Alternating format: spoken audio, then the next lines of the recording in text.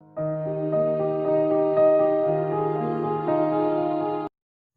Class 9, कैसे हैं आप लोग? पढ़ाई तो चल ही रही होगी आप लोगों को।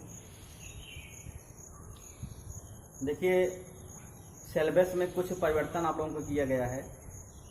कोरोना वायरस के चलते सिलेबस में 30% की कमी की गई है।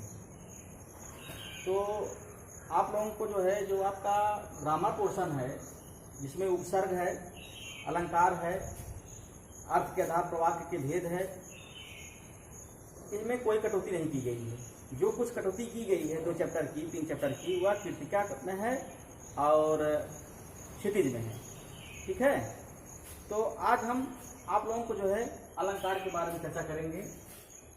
अलंकार का अर्थ जो होता है, शाब्दिक अर्थ होता है सौंदर्य, आभूषण। इसकी जो परिभाषा होती है, काव्य की शोभा बढ़ाने वाले तत्व को क्या कहते हैं? अलंकार कहते हैं। अलंकार के प्रयोग से जो काव्य होता है, काव्य में क्या हो जाता है, उसकी सौंदर्यता क्या होती है, सुंदरता बढ़ जाती है, उसमें चमत्कार उत्पन्न हो जाता है, उसमें गेयता आती है।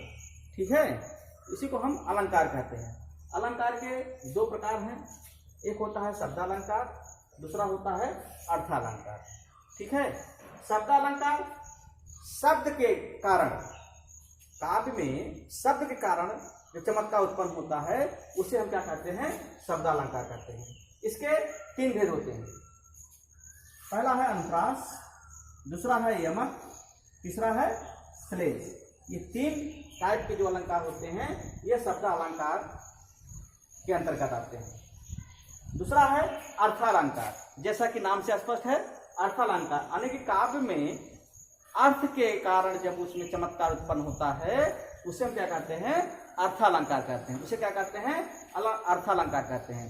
अर्थालंकार के 5 भेद होते हैं। पहला है उपमा, दूसरा है रूपक, तीसरा है उत्प्रेक्षा, चौथा है मानवीकरण, 5वां है अतिशयोक्ति। ठीक है, यह आपके सिलेबस में यही इतने अलंकार हैं। शब्दालंकार के 3 भेद और अर्थालंकार के 5 भेद।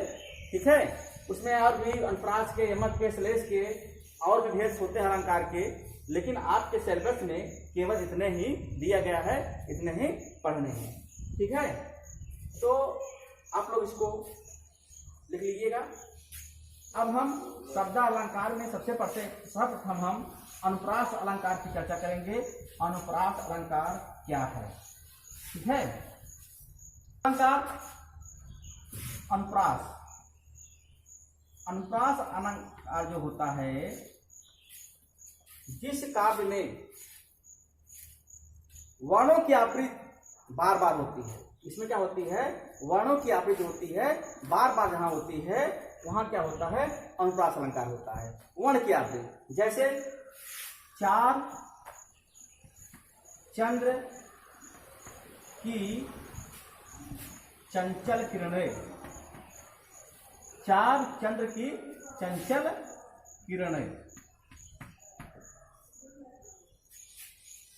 ठीक, रघुपति, राघव, राजा राम। अब देखिए 2 वाक्य हैं, इसमें आप देखिए 4 चंद्र की चंचल किरणें। इसमें जो है 4 वर्ण की आवृत्ति जो है बार बार हुई है, इसलिए क्या हो गया? ये अनुप्रास अलंकार है। दूसरे वाक्य देखिए रघुपत, राघव, राजा राम। इसमें जो होता है र वर्ण की आवृत्ति बार बार हुई है। एक चीज ध्यान दीजिए, वर्ण की आवृत्ति जो होती है जरूरी नहीं है पहले हुई है कि अंत में हुई है। ठीक है, बीच में अंत में भी हो सकती है और ये बाद में हो सकती है। तो इससे स्पष्ट है, जहां वर्णों की आवृत्ति बार बार होती है वहां पर क्या होता है? अनुप्रास अलंकार होता है। ठीक है, वाक्य में इसे आपको दिया गया समर स्थली, समर स्थली, इसमें कौन सा अलंकार है? तो इसमें इस तरह भी पूछा जाता है। तो इसमें जो है स वर्ण की आवृत्ति जो है बार बार हुई है, इसलिए यहाँ पर क्या हो गया है? अनुप्रास अलंकार हो गया। ठीक, दूसरा है आपका यमक अलंकार। दूसरा क्या है यमक अलंकार। यमक अलंकार की परिभाषा होता है जहां एक शब्द की आवृत्ति दो बार होती है लेकिन उसके अर्थ क्या होते हैं, अलग अलग होते हैं, उसे हम क्या कहते हैं, यमक अलंकार कहते हैं। ध्यान दीजिए, अनुप्रास अलंकार में जो होता है वर्ण की आवृत्ति बार बार होती है और यमक अलंकार में क्या होता है, दो शब्द की आवृत्ति होती है लेकिन उसके अर्थ क्या होते हैं, अलग अलग होते हैं, उसे हम क्या कहते हैं, यमक अलंकार कहते हैं। जैसे आपका पहला उदाहरण है कनक कनक से सौगुनी। कनक कनक से सौगुनी मादकता अधिकार या खाए बौराए जर या पाए बौराए जर। ठीक है, यहाँ पर कनक कनक शब्द के आवृत्ति क्या हुई है, दो बार हुई है, तो यहाँ पर लेकिन अर्थ इसके क्या होंगे, अलग अलग होंगे। पहले क्या है, कनक कनक ते सौगुनी मादकता अधिकार। एक कनक का होता है धतूरा, एक कनक का होता है सोना। अनेक आप धतूरा का ज्यादा खा लेंगे तभी आप क्या हो जाएंगे, पागल हो जाएंगे, बौरा जाएंगे। कनक कनक ते सौगुनी मादकता अधिकार, उसकी मादकता क्या हो जाती है, बढ़ जाती है। और दूसरा अर्थ होती क्या होता है, सोना। अब कोई सोना बहुत ज्यादा पा जाता है वो भी बौरा जाता है। बात समझ रहे हैं, इसके आप जो भी अर्थ लगा लीजिए। किसी के पास सोना हो गया और वह क्या हो जाता है, बहुत ज्यादा सोना हो जाता है, एक बैग उसको मिल जाए तो क्या हो जाता है, पागल हो जाएगा या बहुत बड़ा क्या हो जाता है, बड़ा घमंडी हो जाता है, बौरा जाता है, इसे कहते हैं। इसका अर्थ यही होता है। तो यहाँ पर एक कनक अर्थ क्या हो गया, सोना धतूरा, और दूसरा अर्थ क्या हो गया, सोना। यहाँ पर दो शब्द की आवृत्ति हुई है दो बार, एक ही शब्द की आवृत्ति दो बार हुई है लेकिन इसके अर्थ क्या होंगे, अलग अलग। दूसरा उदाहरण देखिए, काली घटा का घमंड घटा। काली घटा का घमंड घटा। यहां देखिए, अब यहां घटा शब्द की आवृत्ति जो है दो बार हुई है, काली घटा का घमंड घटा। अब यहां पर देखिए, एक काली घटा, एक घटा का होता है बादल और एक घटा का होता है घटना, घटना कम होना। ठीक है, तो यहाँ हुआ काली घटा का घमंड घटा। यहाँ एक शब्द की आवृत्ति दो बार हुई है लेकिन इनके अर्थ क्या होते हैं, अलग हैं। इसी प्रकार बहुत सुधार हैं, आप अपने बुक देखेंगे। 3 बेर खाती थी, 3 बेर खाती थी। एक 3 बेर मतलब हो गया फल, जिसे हम देसी भाषा में बैर कहते हैं। ठीक है, जानते हैं ना। और इसके बाद 3 बेर, बेर मतलब नहीं कहते हैं एक बार नहीं दो बार, उसमें देश शब्द है। यहाँ पर जो है 3 बेर खाती 3 बेर, ये केशवदास की रचना है। इसमें क्या है, बेर जो है देश शब्द है, बारी बार 3 बेर मतलब 3 बार जो हुआ खाती, 3 बार जो बेर नामक फल है वो कितनी बार खाती थी, 3 खाती थी, नहीं कितनी बार खाती थी, 3 बार खाती थी। उसमें बेर सब 3 बेर खाती थी, 3 बेर खाती थी, खाती है। यहाँ पर देखिए, 3 बेर खाती है, 3 बेर खाती थी, 3 बेर खाती थी। यहाँ पर बेर शब्द की आवृत्ति दो बार हुई है। एक बेर का होता है फल और एक बेर मतलब होता है बारी। ठीक है, इस प्रकार स्पष्ट है कि जहाँ शब्द की आवृत्ति, एक ही शब्द की आवृत्ति दो बार होती है लेकिन उसके अर्थ क्या होते हैं, अलग अलग होते हैं, वहां पर क्या होता है, यमक अलंकार होता है। ठीक है, इसके बाद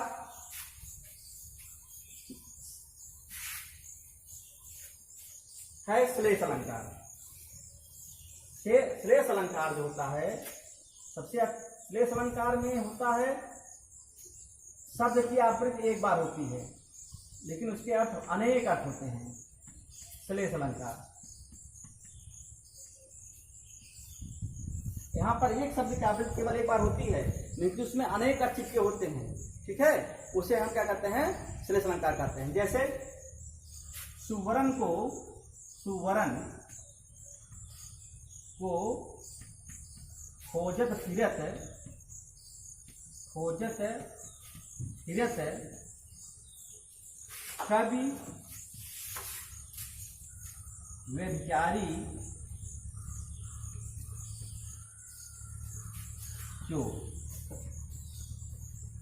ठीक, सुवर्ण को खोजत फिरत कवि व्यभिचारी चोर। अब देखिए यहाँ पर जो होता है सुबरन शब्द का प्रयोग हुआ है, लेकिन इसके अर्थ क्या होते हैं, अनेक अर्थ हैं। व्यभिचारी चोर, सुबरन,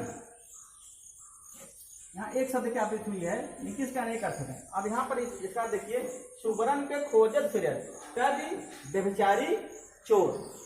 सुबरन का अर्थ होता है सुंदरमारी, सुबरन का अर्थ होता है सुंदरी, सुबरन का अर्थ होता है चोर। ठीक है।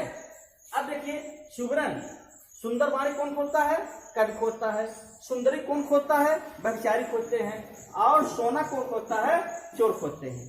ठीक है। इसमें सुबरन का अर्थ एक बार प्रयोग हुआ है, लेकिन इसमें इसके अर्थ कितने हैं, अनेक हैं। अरे सुबरन को खोजत फिरत कवि व्यभिचारी चोर। उसी प्रकार एक उदाहरण मैं बता रहा हूं, मंगत को देख पट देत बार बार। मंगत को देख पट देत बार बार। मंगत को देख पट देत बार बार। देत बार बार। अब मंगत को देख पट देत बार बार। अब यहां पर देखिए पट शब्द आया है, यानी कि जो भिखारी है, मंगत मतलब मांगने वाला, भिखारी जो है उसको देखकर जो है वो महिला क्या है, दरवाजा को बार बार क्या कर रही है, बंद कर दे रही है। ठीक। यहाँ पर पट कितने अर्थ हैं, पट के कई अर्थ हैं। एक पट मीन्स होता है दरवाजा, एक पट मीन्स होता है वस्त्र देना। ठीक है। दूसरा क्या हो गया, भिखारी को देखकर महिला जो है वस्त्र को जो है बार बार क्या करती है, दान देती है। या भिखारी को देखकर जो है महिला जो है वह अपने दरवाजा क्या कर रही है, बार बार बंद कर दे रही है। यहाँ पर स्पष्ट है शब्द की आवृत्ति कहाँ है, एक बार हुई है, लेकिन इसके अर्थ क्या है, अनेक हैं। तो यहाँ पर क्या हो गया, श्लेष अलंकार। ठीक है। अब मैं आपको कुछ उदाहरण में दूंगा, उदाहरण देने के बाद आपको जो है उसको आप लोग उस पेपर को सॉल्व करके, मतलब जो मैं वाक्य दूंगा उस वाक्य में कौन सा अलंकार हैं उसको देखकर आप दीजिएगा। ठीक है। आप उसको लिखेंगे। पहला है, आप पहला लिखिए, मुदित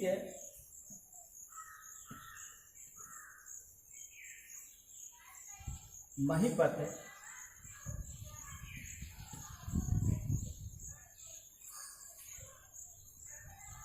मंदिर आए।